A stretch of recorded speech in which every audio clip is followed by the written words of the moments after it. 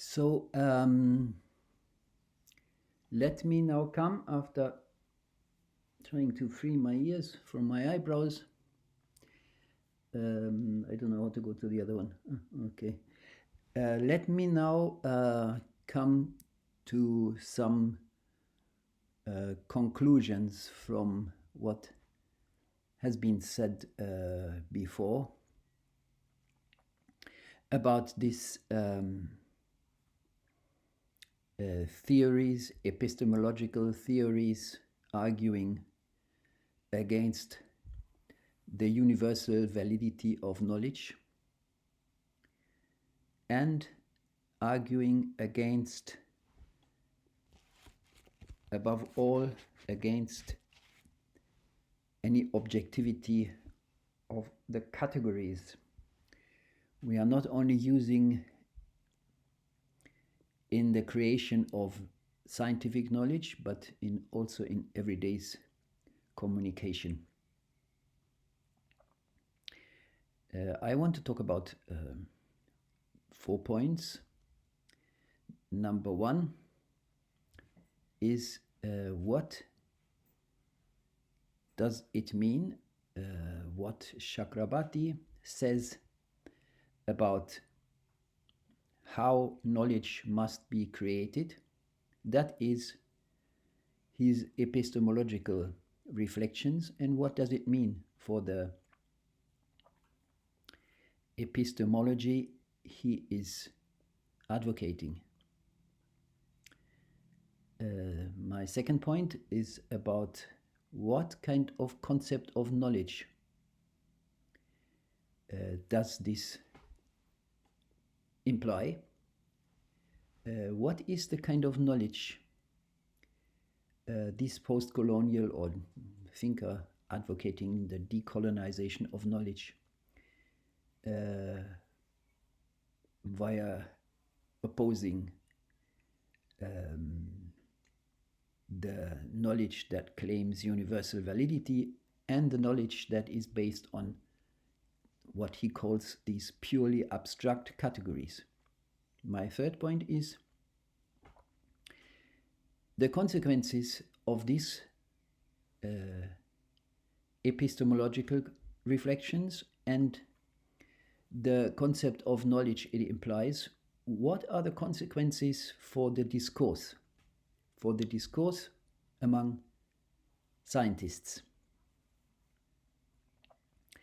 And my last point, my fourth point, is to think a little bit about how these suggestions, the epistemological reflections, the concept of knowledge and the discourse implied in this, what this does to the opposition of thinkers coming from the former colonized world, because one should not forget post-colonial or thinking or the decolonization of thinking is a critique of the social sciences that argues for the better representation of what these theories call the global south. That means of theories coming from the former colonized societies. These are the 4 points. Now let me start with the point number one. What does it mean for the epistemology of creating social thought? Reflecting a little bit on what he is saying. I have to start with a small remark.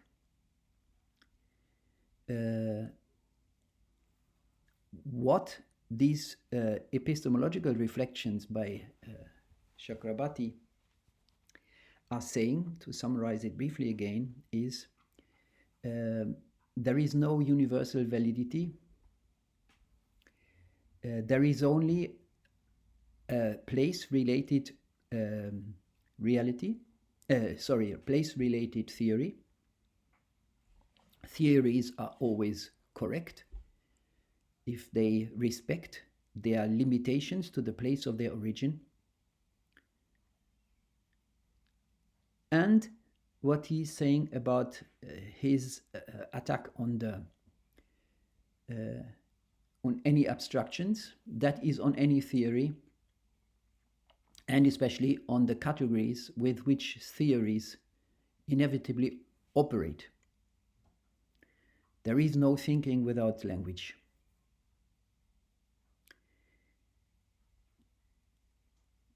A first remark about what the development is that he is suggesting as a critique of the way the epistemic basis of the creation of social science theories is so far.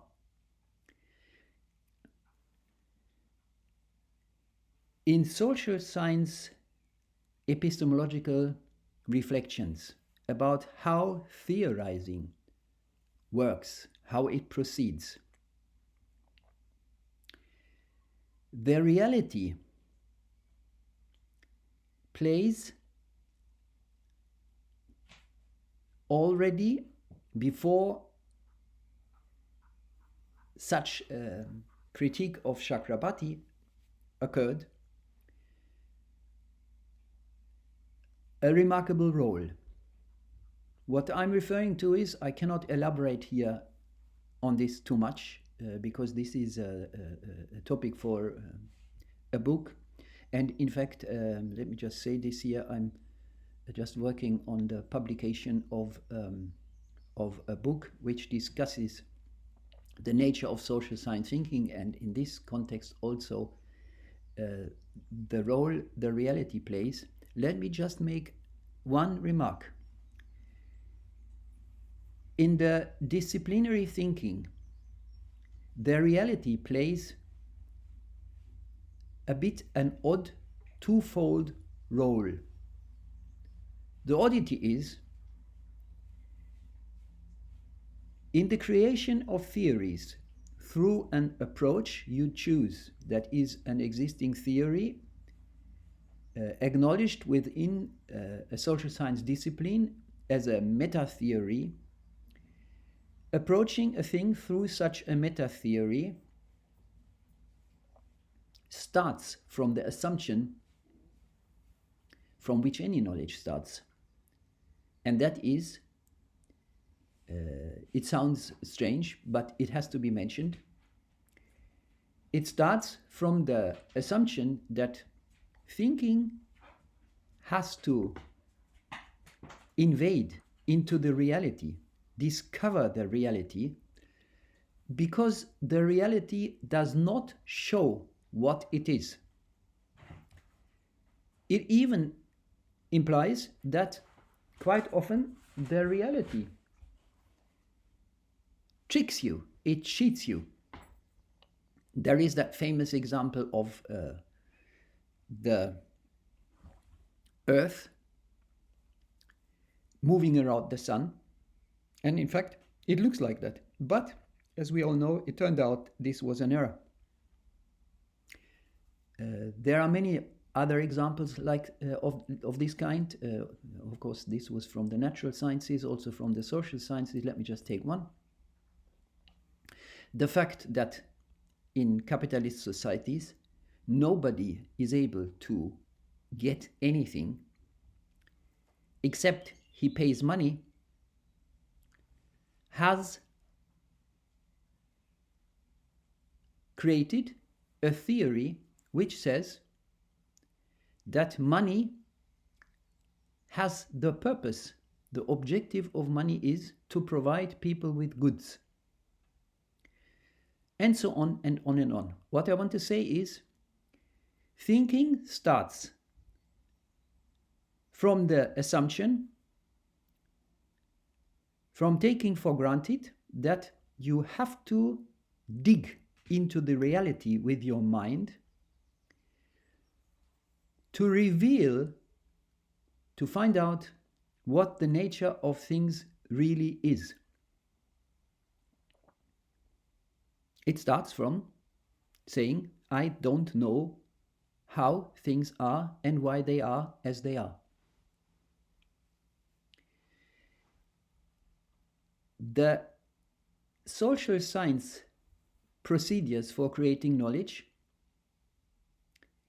though saying that I don't know what things are, that's why I have to think about them, once they have created a theory through the reflections on the reality via the approach they have chosen.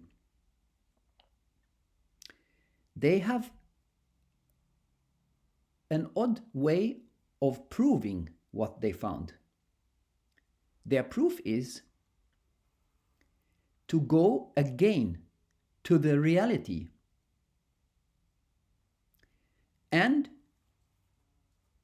to use the reality in order to prove what they found out. And this is strange, because if the reality does not reveal what the nature of the reality is, and you have to make some efforts with your mind to find out what the reality is, how then could the reality decide about the truth of your theory about the reality? But this is what happens in the social science procedures, in the epistemology of disciplinary thinking. And the most prominent way of doing this is empirical research, where you make an hypothesis saying this is what the thing is. And then in this empirical research, you mobilize, you get data from the reality, and you say, I have a proof for my hypothesis. And the proof is that the reality, the data I created, I got from the reality, confirm or not confirm what my hypothesis was saying. Again, this must be discussed, because it's very odd, and it must also be discussed how the social science epistemologies are justifying this kind of procedures of creating knowledge. But this is not my topic here. Just to say that much, the reality in the social science theory creation plays a twofold role. It is firstly the object of thinking, and it is secondly quoted, used as deciding about the knowledge the theorizing has created. Why do I say this? I say this because in the reflections these post-colonial or decolonizing thinker present as a progress of theorizing, they make in fact a progress. And what is the progress? The progress is that they argue with their hint on abstractions ignoring the reality, and their suggestion that it must be the reality that imprints thought on the thinker, so that the thinker becomes a vehicle to voice what the reality says about the reality. In this concept of how to create knowledge, the reality is no longer only a means to prove the thought the thinker creates. In this concept of how to create, in this theory about how to create knowledge, the reality becomes the creator of thinking. The thinker theorizing is changed towards a quite passive role,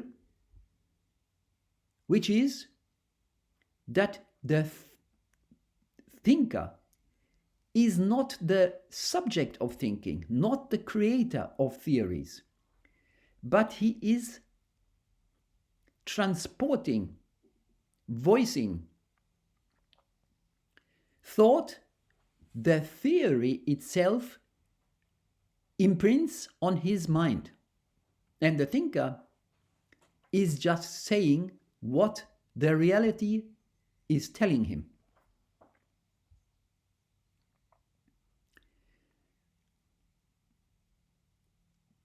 This is not unimportant,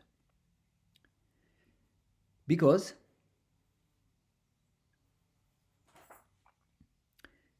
just to say two things about what this means. It means that this way of creating theories imprinted to the thinker by the reality as the only way that avoids what he calls tabula rasa abstractions. The only way to take into account their place, which are, as we know, the national societies. It is only this way how, in the eyes of this theory, thinking can avoid to present thought which have nothing to do, in the eyes of this theory, with the reality. So you must open your mind to what the reality is voicing to you, and a theory is to voice what the national societies are saying about what they are.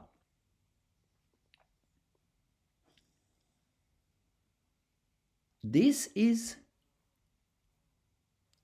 different from the epistemological procedures of the so far social science disciplinary thinking and their way of creating knowledge. The progress is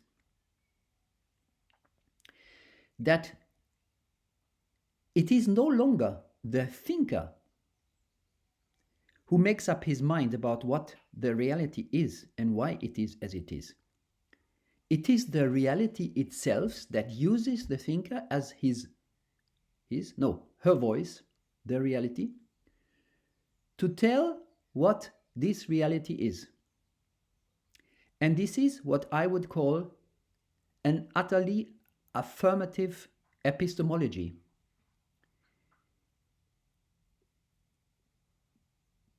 If the reality says what it is,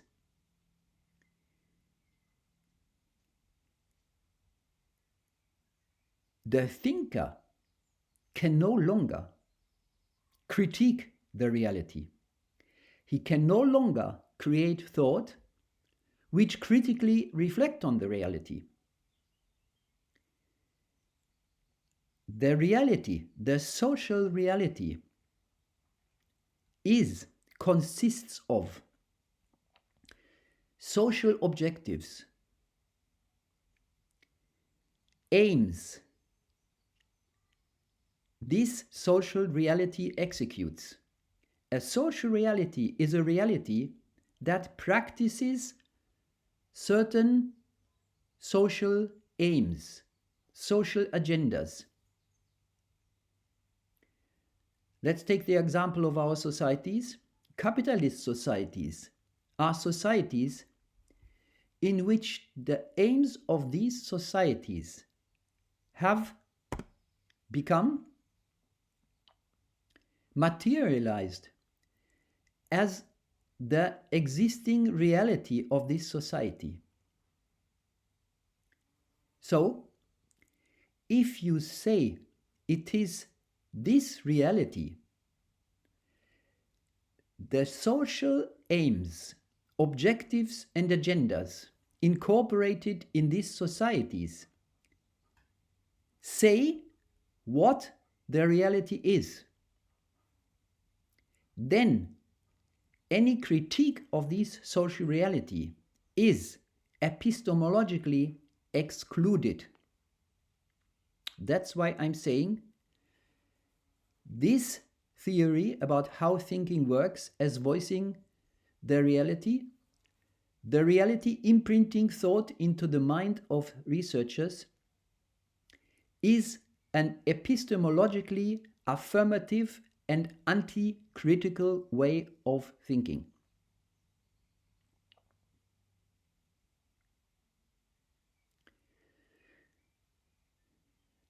That was my point number one. I could elaborate on this. I could say a lot more because this implies many things, but let it be enough for the moment. And go to my second point, the concept of knowledge. Here again, I want to look at the progress, the concept of knowledge as it is suggested in this theory, thinking through place, how this concept of knowledge, as it is discussed, presented in this theory, thinking through place, how it progresses. What kind of step is it doing?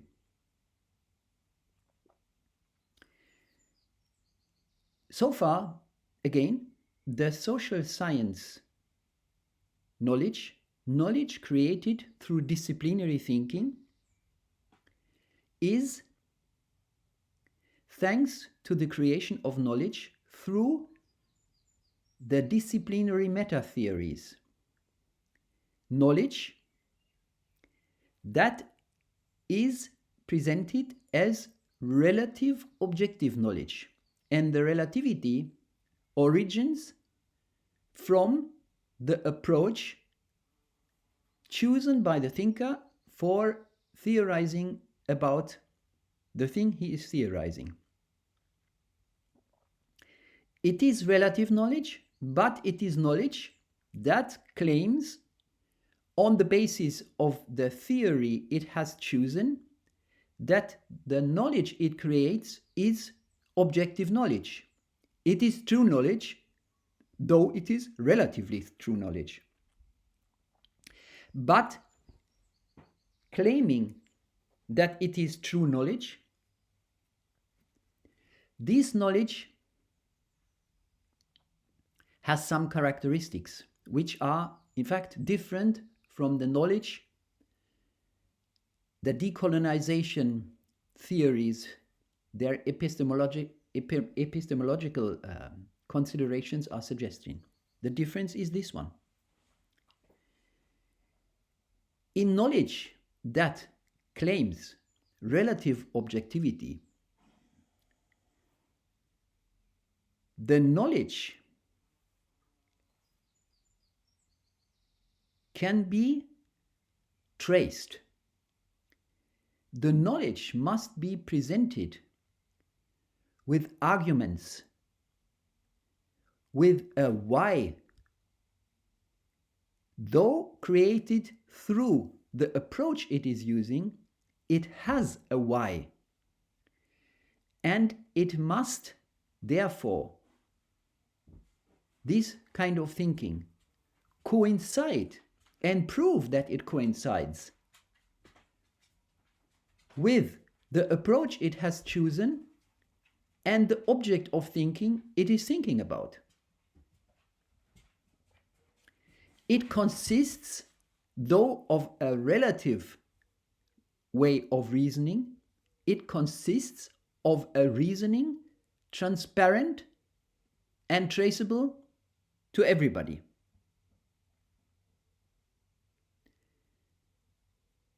Any theory, may it be relative, thanks to its approach it is choosing, any of these theories can be therefore reflected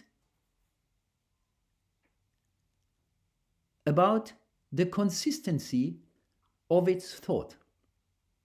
You can trace them. You can trace them in a limited way because the thinker could always say, well, of course, what you are now criticizing about my theory is due to the choice of my approach. But at least within this approach he has chosen, you have to present your theory in a well-reasoned way, traceable for any thinker.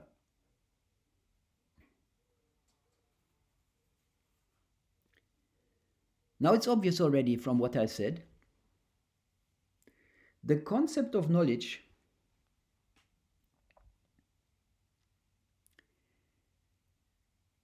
in which the thinker is only playing the role of voicing what the reality told him.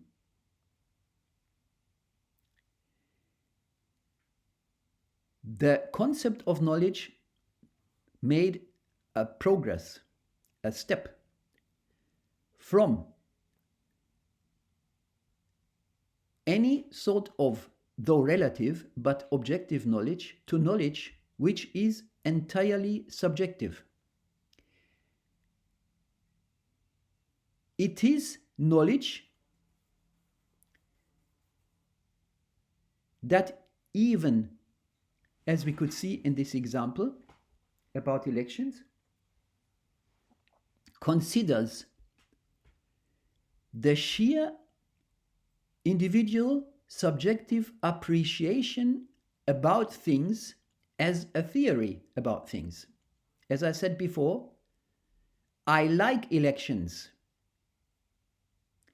is considered as a judgment about what elections are. Indian people appreciate to go to elections is the knowledge that we are presented by this post-colonial theory based on the epistemological reflections presented to us as a critique of the thinking of the Europeans. And this knowledge is not only no longer traceable.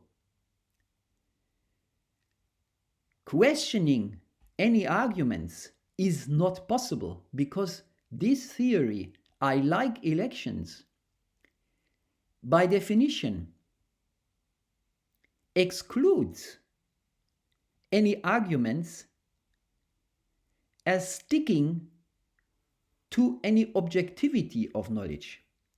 And this is exactly what this theory rejects.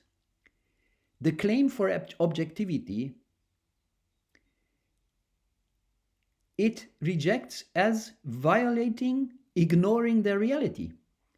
And the reality that has to be introduced and to be voiced via the thinker in his knowledge is the appreciation, what people here and there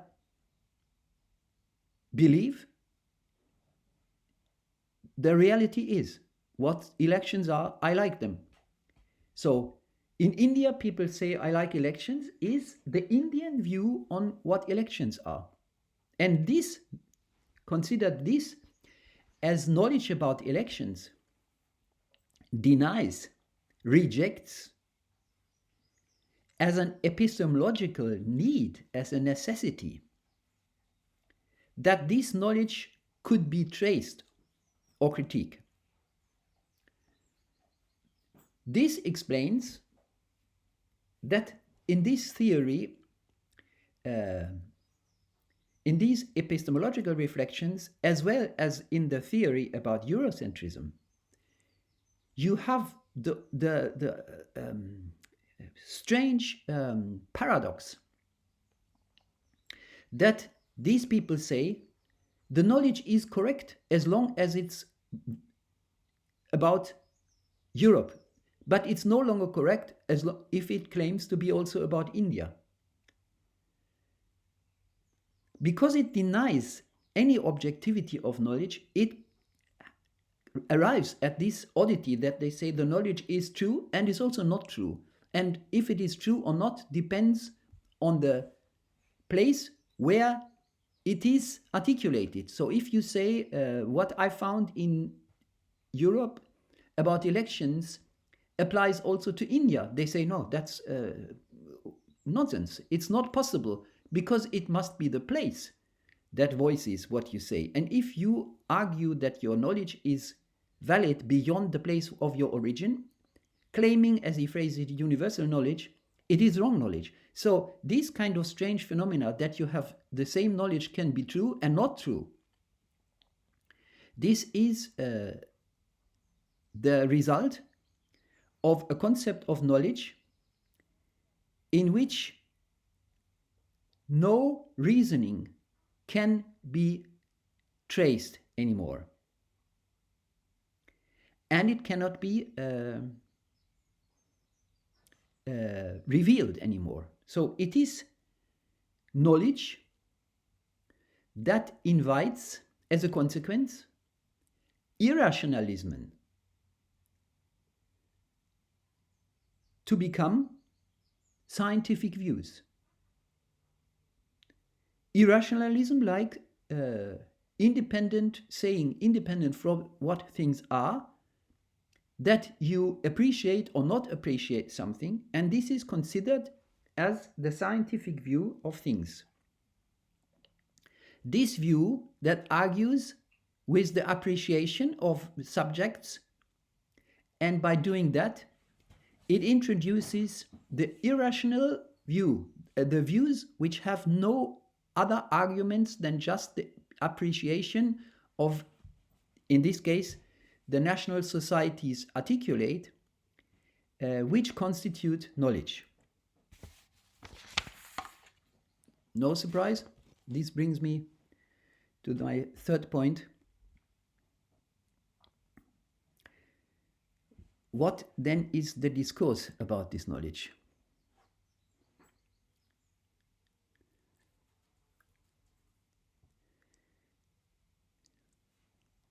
The answer is simple. There is no discourse. No discourse can be made about knowledge which denies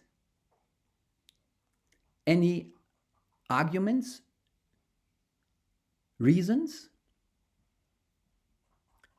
presented as why the thinker thinks he says what he says.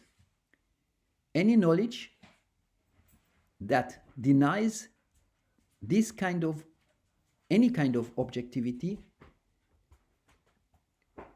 this knowledge can no longer be traced, which means it cannot be shared by anybody.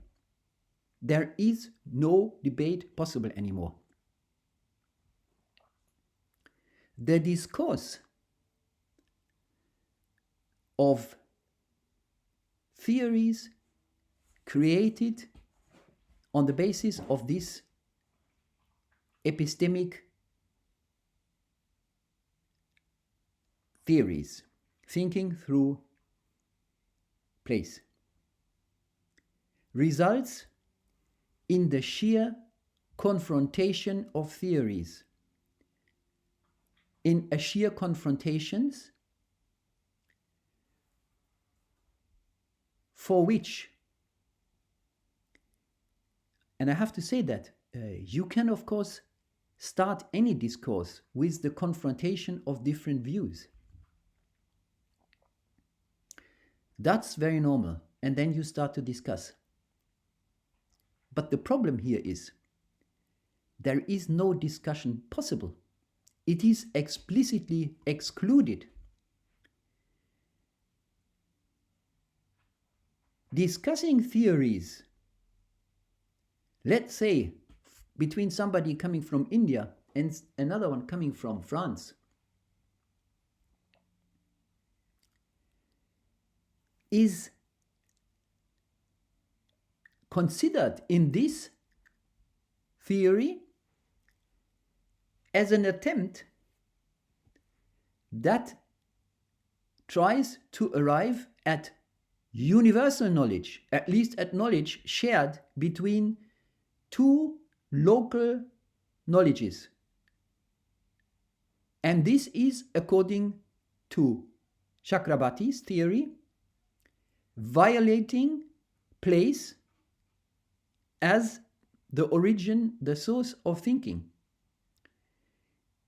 If you discuss and find out in this discussion that your theories about elections have this and that in common and share this, there are some general things you share, there are some other things you don't share, then you do what this theory considers as violating the reality. The discourse is dead. There is no discourse.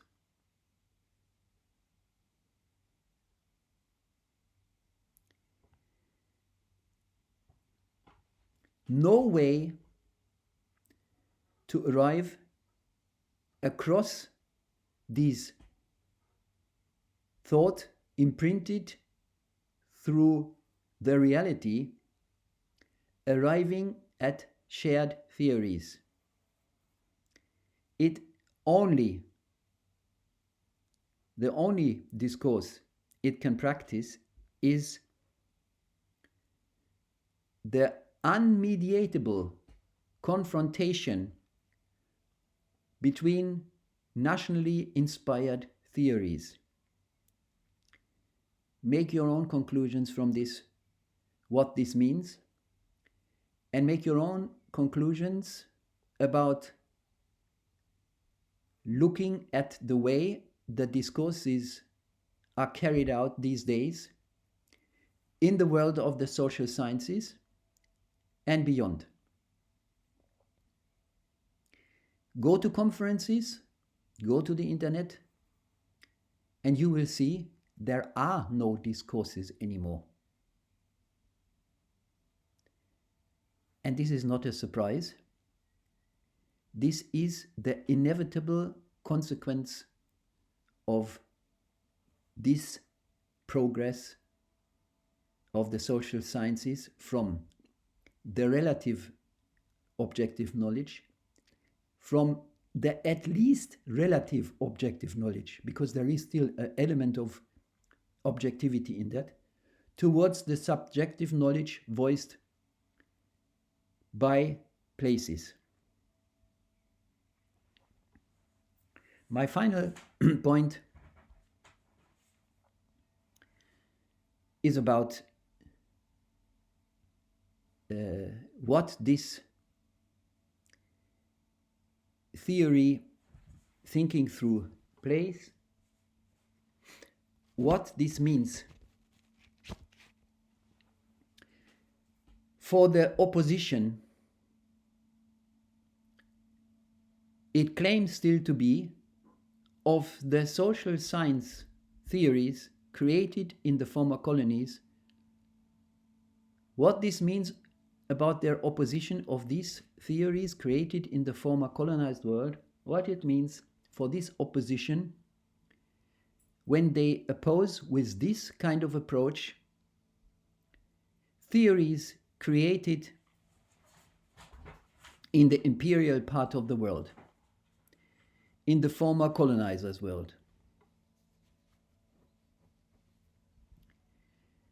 As I said before,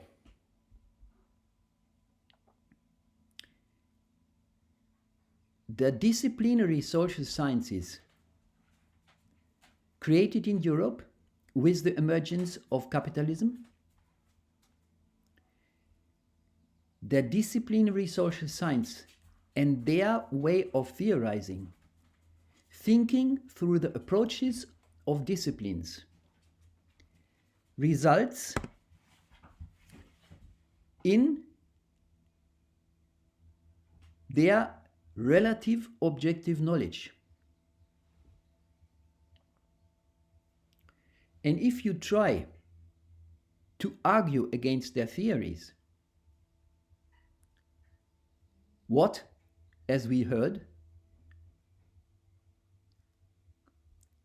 this theory of thinking through place does not want to do, because it even says, as I said at the very beginning about Eurocentrism, it acknowledges the knowledge created in Europe as a possible way of seeing the world once it is limited to the world, to that part of the world where it originates.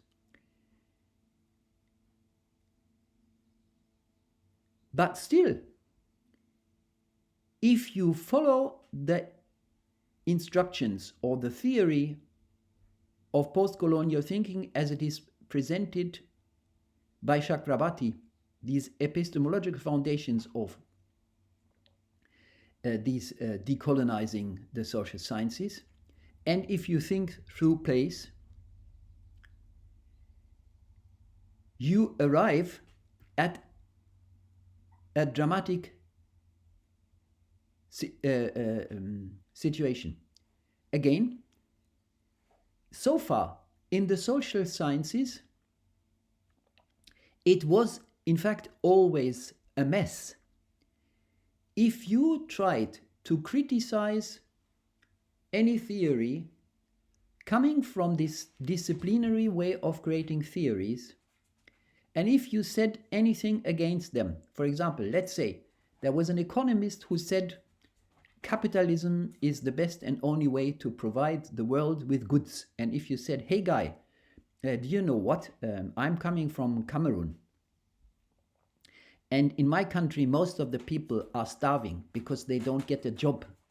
And the European Union has just made a contract with Cameroon, selling the products produced in Europe, with the consequence that all our people who were creating the same products before lose their jobs, they lose their land. So how can you say that capitalism is providing us with jobs when it ruins our existence? This economist would say, thank you very much, dear colleague. This is an interesting theory. Of course, this is only my view, and this is my theory. I created through applying this and this approach to think about capitalism and the relation between the imperial parts of the world and in Africa, let's say. And of course, there are other theories. You may very well have another theory. But this is the theory I created through the approach I was choosing. So with this kind of argument, it was always an easy way to reject any critique by making all positions, any relative view everybody could of course have. You could also say the opposite. Why not? But by doing this, relativating all theories, the theories created in the imperial world, justifying all the problems people in the former colonized world, as in the colonized world, as in the no longer colonized world, are suffering under. All these theories, the critique of these theories could always easily reject it by pointing on the inevitable nature of relativity of any theory. Well, colleague, maybe you are right, but my theory is a possible theory. No, this is what I concluded from using this approach from this kind of guy, and they are saying this is how it is. Capitalism provides the world with goods. End of the debate. No way of really rejecting any theory. They could always relativate any criticism. What is decolonizing theories doing? Instead of insisting on arguments and attacking the theories they are presented, justifying all the disasters created by these imperial countries in the former colonized world, instead of attacking them and telling them what they are and what they do and why they are false theories, already Eurocentrism.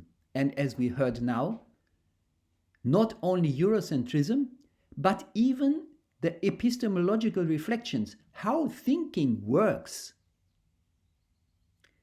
Thinking must voice place.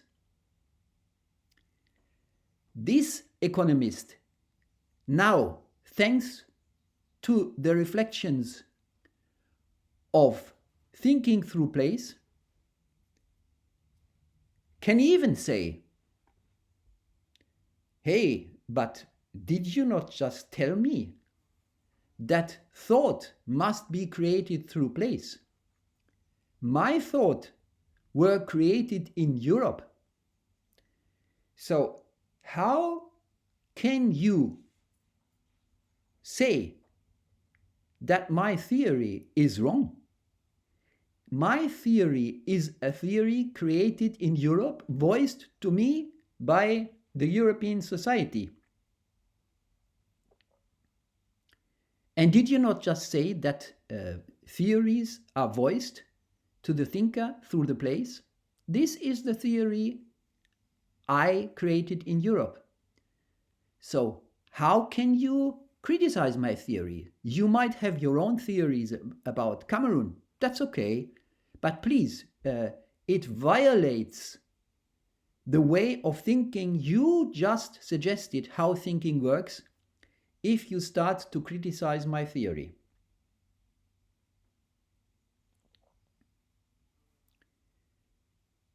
So,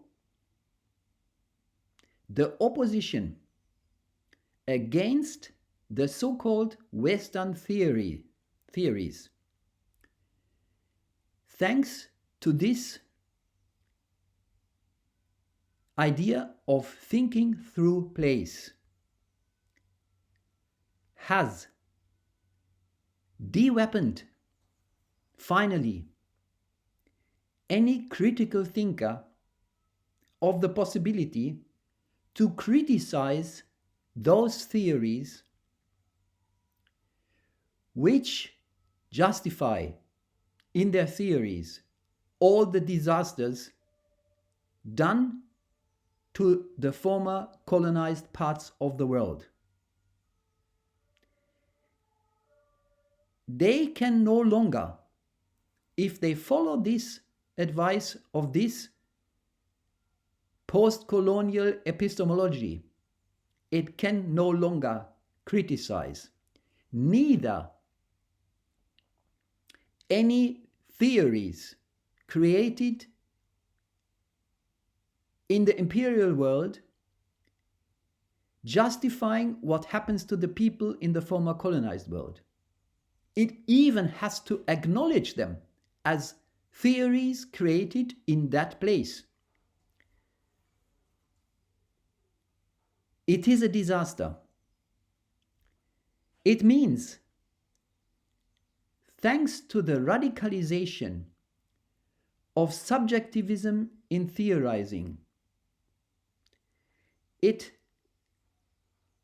denies anybody to phrase any critique, firstly, against the theories justifying the mess these imperial countries create in the former colonized world, it cannot criticize any of these theories.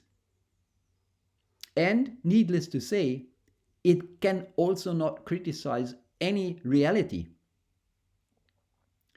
Because this radicalization of the subjectivism of theorizing, taking away any objectivity of any judgment, of any thinking, also relativates radically any critical view.